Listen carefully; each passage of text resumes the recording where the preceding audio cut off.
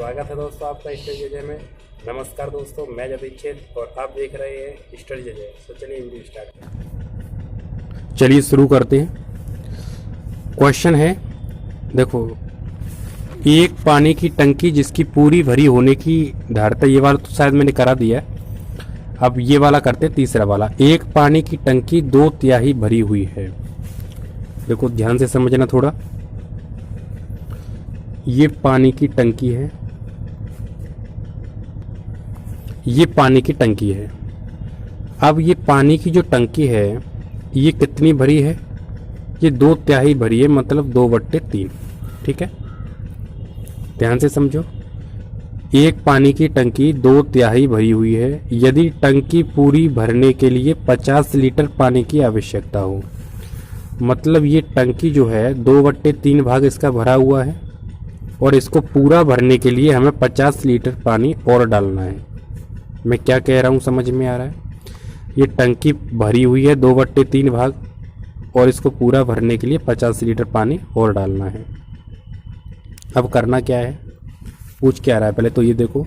तो टंकी की पूरी क्षमता क्या है, यानी कि पूरी क्षमता बतानी है हमें टंकी की। तो एक काम करो, इस पूरी टंकी के भाग को एक भाग मान लो। पूरी टंकी का भाग 1 है। अब एक भाग में से 2/3 भाग भरा हुआ है, तो एक भाग में से 2/3 भाग भरा हुआ है, तो खाली भाग कितना है? तो इसमें से इसको घटा दो। तो क्या करेंगे, घटाने के लिए एलसीएम ले लेते हैं। 3 एलसीएम आ गया। 3 का 1 में दिया 3 एकम 3 और गुणा कर दिया 1 से। 3 एकम 3, माइनस का चिन्ह लगाया, 3 एकम 3 गया और ऊपर 2 आया, 1/3 आ गया। अब 1/3 जो है ये खाली भाग आ गया, किसका? टंकी का खाली भाग।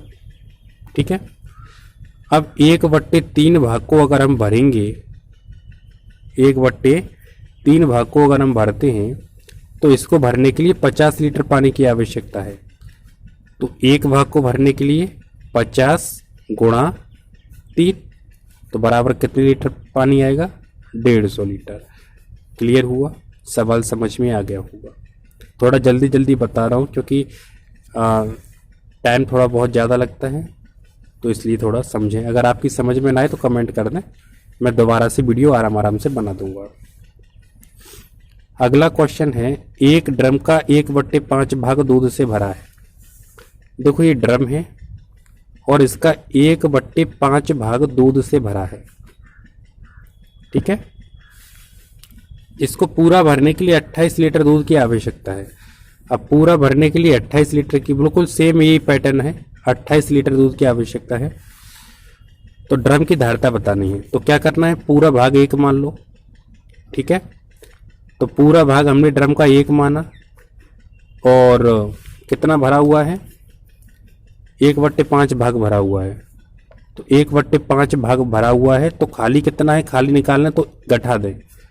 तो एलसीएम आ गया 5, 5 एकम 5 और 5 का गुणा इसमें कर दिया, तो 5 एकम 5 का गुणा 5 एकम 5। ठीक है, 5 से एक बार दिया, भाग देंगे इसमें और इससे गुणा करते हैं।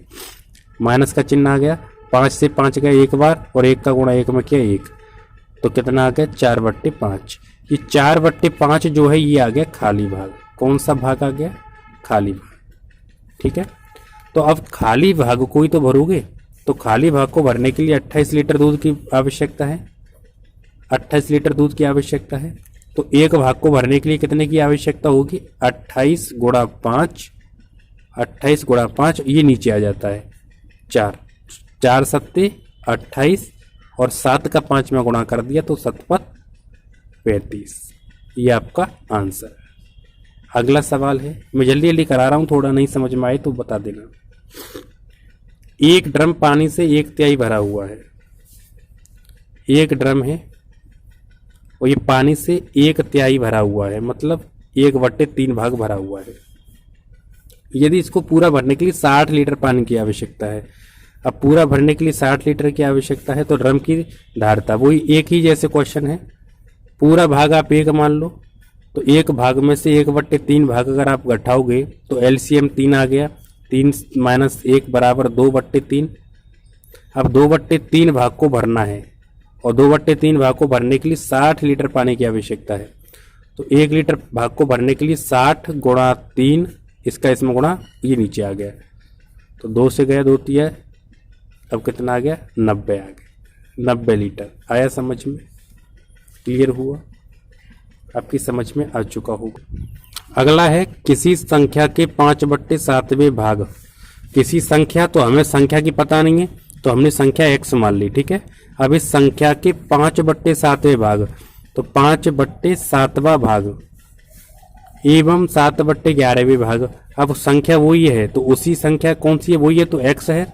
अब इसका 7/11 भाग, तो 7/11। आराम से नहीं समझा रहा हूँ मैं, जल्दी जल्दी समझा रहा हूँ, नहीं समझ में आए कमेंट कर देना, वीडियो आराम आराम से बना दूंगा।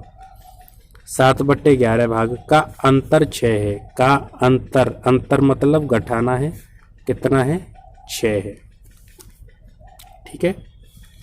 अब क्या करना है, वह संख्या कितनी है ये बताना है। तो देखो क्या करना है, 5 का x में गुणा किया 5x/7, माइनस का चिन्ह है माइनस लगाया, 7 का गुणा x में किया 7x/11 बराबर 6। देखो अंतर कहा था इसलिए माइनस लगाया।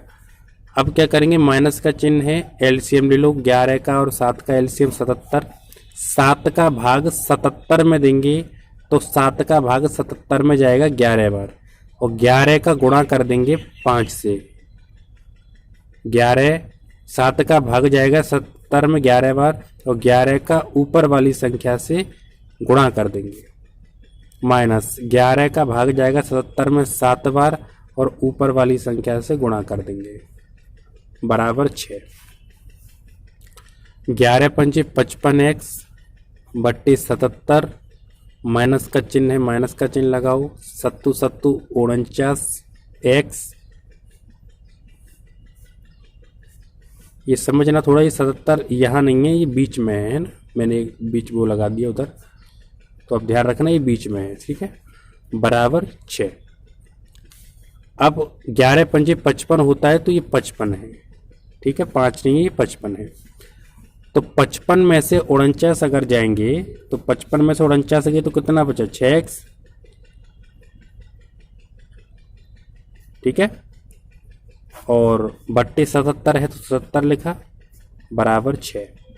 करना क्या है, x की वैल्यू ले लो, x बराबर निकालना है, तो 6 गुणा 77 बट्टे ये नीचे डाल दो इसको 6, तो 6 से 6 हट गया, x बराबर क्या आ गया 77। आया समझ में? ये हमारा आंसर।